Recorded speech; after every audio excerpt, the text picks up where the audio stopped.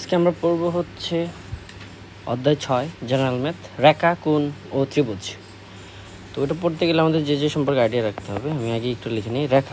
রেখাকে আমরা বলবো লাইন্স। 2 নম্বর আমরা পড়ব হচ্ছে কোণকে আমরা বলি অ্যাঙ্গেল। যেহেতু অনেকগুলো নিয়ে কাজ করবো, এই জন্য কোণস বলতেছি, অ্যাঙ্গেলস বলতেছি। আরেকটা হচ্ছে আমরা ত্রিভুজ নিয়ে কাজ করব। ত্রিভুজকে আমরা বলি ট্রায়াঙ্গেলস। তো অনেকগুলো ট্রায়াঙ্গেলস হতে পারে, এই জন্য আমরা বলতেছি ট্রায়াঙ্গেলস। তো আমরা এগুলো আলোচনা করার আগে আমাদের প্রথম পার্টটুকু যেটা হচ্ছে রেখা, আমরা সেটুকু নিয়ে আলোচনা করি। রেখা বলতে আসলে কি বোঝায়, রেখা বলতে আমরা কি বুঝি। তো রেখা, রশ্মি, রেখাংশ, এই সবগুলো জিনিস আমরা পড়বো। তো রেখা পড়তে যাই আমরা যে কাজে লাগবে সেই জিনিসগুলো আমি একটু ফাইন্ড আউট করে নিচ্ছি যে কী কী আমরা লাগতে পারে। প্রথমে রেখা পড়তে গেলে আমাদের সরলরেখা নিয়ে আইডিয়া নিতে হবে। সরলরেখা বা রেখা একই জিনিস। তো এই রেখা পড়তে চাইলে আমাদের যে জিনিস লাগতে পারে সেটা হচ্ছে রশ্মি লাগতে পারে, রশ্মি বা রে। 3 নাম্বার আমাদের যেটা লাগবে সেটা হচ্ছে রেখাংশ, মানে আমরা এই পার্টটুকু থেকে কী কী পড়বো আর কি, রেখাংশ। আর 4 নাম্বারে আমরা বক্ররেখা নিয়েও আলোচনা করব বা কার্ভ নিয়েও আমরা আলোচনা করব। তো এই যে সরলরেখা পড়তে চাইলে আমাদের যে পার্টগুলো লাগবে, সরলরেখা পড়তে গেলে আমাদের রশ্মি জানা লাগবে, রশ্মি থেকে রেখাংশ জানা লাগবে, রেখাংশ থেকে আমরা হয়তো বক্ররেখা নিয়েও আইডিয়া পাবো। তো আলটিমেটলি আমরা যেহেতু শুরু করছি, আমাদের প্রথম পার্টটুকু থেকে আসি। প্রথম পার্টটুকু কী ছিল? প্রথম পার্টটুকু ছিল রেখা বা সরলরেখা, রেখা বা সরল রেখা। ইংলিশে এটাকে বলা হয় স্ট্রেট লাইন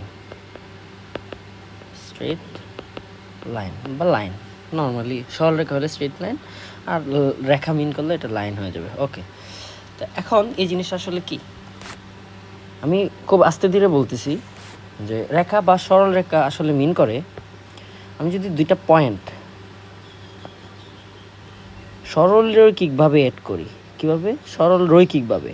আমি এখান থেকে এখানে পর্যন্ত অ্যাড করে দিলাম। এই যে পার্টটুকু হইলো, এটাকে আমরা রেখা বলতেছি। কি বলতেছি? রেখা। তাহলে 2টা পয়েন্ট হচ্ছে বিন্দু, এটা ইংলিশে আমরা পয়েন্ট বলি, আর বাংলায় বলি হচ্ছে বিন্দু। ওকে, এখন এই বিন্দু দুটা যদি অ্যাড করে দিলে যে অংশটুকু আমরা পাবো, এই যে এখান থেকে এই পর্যন্ত যে অংশটুকু পাইছি, এটাকে আমরা বলতেছি রেখা।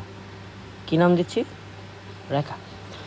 তো রেখার কোনো নির্দিষ্ট কিন্তু প্রান্তবিন্দু নাই, বা সরলরেখার কোনো প্রান্তবিন্দু নাই। এই যে আমি বলতেছি এদিক দিয়ে কোনো প্রান্তবিন্দু নাই, এদিকে কোনো শেষ হয় নাই, অসীম পর্যন্ত বিস্তৃত। তার মানে আমি এখান থেকে বলতে পারবো যে রেখা হচ্ছে অসীম পর্যন্ত বিস্তৃত, অসীম পর্যন্ত বিস্তৃত। তো এই অসীম পর্যন্ত বিস্তৃত, এটা মিন করে তার কোনো প্রান্তবিন্দু নেই। তাহলে কার প্রান্তবিন্দু নাই? এক কথায় বলতে গেলে রেখার প্রান্তবিন্দু নাই। আমাদের এই জিনিসটা কিন্তু এমসিকিউতে চলে আসতে পারে। আচ্ছা, এরপরে আমাদের পার্টটুকু হবে রশ্মি। নেওয়া। তো রশ্মি জিনিসটা কি? রশ্মি বুঝতে গেলে বা রে বুঝতে গেলে আমাদের আগে হচ্ছে রেখা নিয়ে আইডিয়া নিতে হবে। অ্যান্ড অলরেডি আমরা রেখা নিয়ে আইডিয়া পেয়ে গেছি। তো রশ্মি আসলে আমাদের যে সরলরেখা আছে, এই সরলরেখার কোনো একটা প্রান্তকে যদি ফিক্স করে দিই, ধরেন আমি বাম পাশের প্রান্তকে ফিক্স করে ডান পাশে বিস্তৃত করে দিলাম, তাহলে এরকম যে অংশটুকু পাবো, এই অংশটুকু আমরা রশ্মি বলতেছি। এই অংশটুকু আমরা কি বলতেছি? রশ্মি বা রে। যে প্রান্তটা ফিক্স থাকবে, তার মানে এই প্রান্ত ফিক্সড,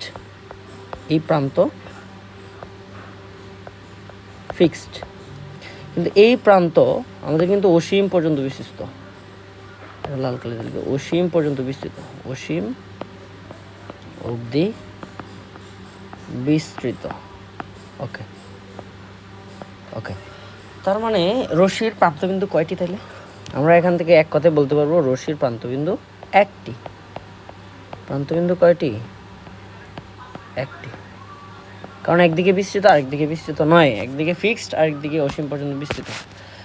তার মানে এখান থেকে আমরা বলতে পারবো প্রান্তবিন্দু একটি। ওকে, তার মানে আমরা রশ্মি বুঝে গেছি। এখন আমাদের কাজ হবে রেখাংশ বোঝা। রেখাংশ, তো রেখাংশ বুঝতে গেলে আমি আগে বলছি রশ্মি, রেখা, রেখাংশ এগুলো সব বুঝতে গেলে সরলরেখা নিয়ে আইডিয়া নিতে হবে, লাইন্স নিয়ে আইডিয়া নিতে হবে। এখন আমি বললাম যে সরলরেখা হচ্ছে একটা পয়েন্ট থেকে আরেকটা পয়েন্টের যে সংযোগ, সেটা হচ্ছে রেখা। এটা কোনো বিস্তৃতি নাই, এটা কি নাই, বিস্তৃতি নাই। তার আগে আমি একটু বলি যে রশ্মি যখন প্রকাশ করব তখন আসলে একটা পয়েন্ট দেওয়া তীর চিহ্নতে প্রকাশ করব, আর একটা পয়েন্ট ফিক্স থাকবে। আর সরলরেখা যখন প্রকাশ করব তো দুই দিকে বিস্তৃত থাকবে, এই যে বিন্দু বা দুই পয়েন্ট দিকে বিস্তৃত থাকবে। এই জন্য আমরা একে বলছি অসীম পর্যন্ত বিস্তৃত, যার কোনো প্রান্তবিন্দু নাই। এখন আমি একটা সরলরেখার, আমি বললাম এ বি হচ্ছে একটা সরলরেখা, তার মাঝখানে আমি দুটো পয়েন্ট নিলাম। আমি বললাম যে এখানে সি আর এখানে ডি, এই যে পার্টটুকু আছে যেটুকু আমি ঢেউ দিয়ে প্রকাশ করলাম, সেই অংশটুকুকে আমরা বলবো রেখাংশ। সেই অংশটুকুকে আমরা কি বলবো, রেখাংশ। তার মানে এক কথায় বলতে গেলে রেখাংশ হচ্ছে রেখার একটা অংশ, রেখার অংশ। তাহলে একটা রেখা তো অনেক বড় হইতে পারে, এবং ওই রেখার কোনো অংশ যদি হয় সে অংশকে আমরা রেখাংশ বলবো। তাহলে এখানে সিডি রেখাংশ, এবং একটা রেখার ভিতরে অসংখ্য রেখাংশ থাকতে পারে। আমি বললাম সিডি, তার উপরে যে আমি যদি এখানে বলি যে এই অংশটুকু ই আর এই অংশটুকু এফ, তাহলে এই যে ই এফ বোল্ডটাকে প্রকাশ করলাম, এই ই এফটাও কিন্তু একটা রেখাংশ, ই এফটাও কি রেখাংশ, এবং এই রেখাংশটা এভি এরও অংশ, সিডি এরও অংশ।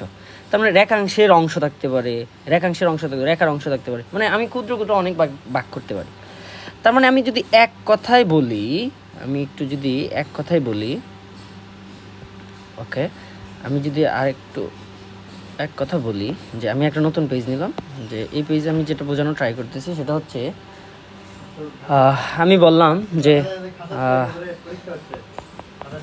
এই পুরা জিনিসটা দুইটা পয়েন্ট যদি অ্যাড করি তাহলে আমার এতটুকু অংশ হবে দুইটা পয়েন্ট, এই দুইটা পয়েন্ট বা বিন্দু,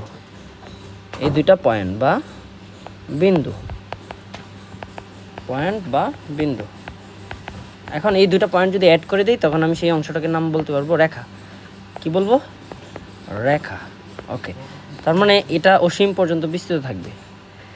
এবং যদি আমি একটা পয়েন্টকে ফিক্স করে দিই এবং আরেকটাকে যদি অসীম পর্যন্ত বিস্তৃত করি তখন সেটা হয়ে যাবে আলটিমেটলি রশ্মি, এবং এটা একটা ফিক্সড পয়েন্ট, এটা হচ্ছে ফিক্সড, আর হচ্ছে ইনফাইনাইট পর্যন্ত বিস্তৃত। আচ্ছা, এখন আমি একটা রেখা নিলাম, রেখা হচ্ছে দুইটা পয়েন্টের সংযোগ বা দুইটা বিন্দুর সংযোগ, এবং তারা অসীম পর্যন্ত বিস্তৃত।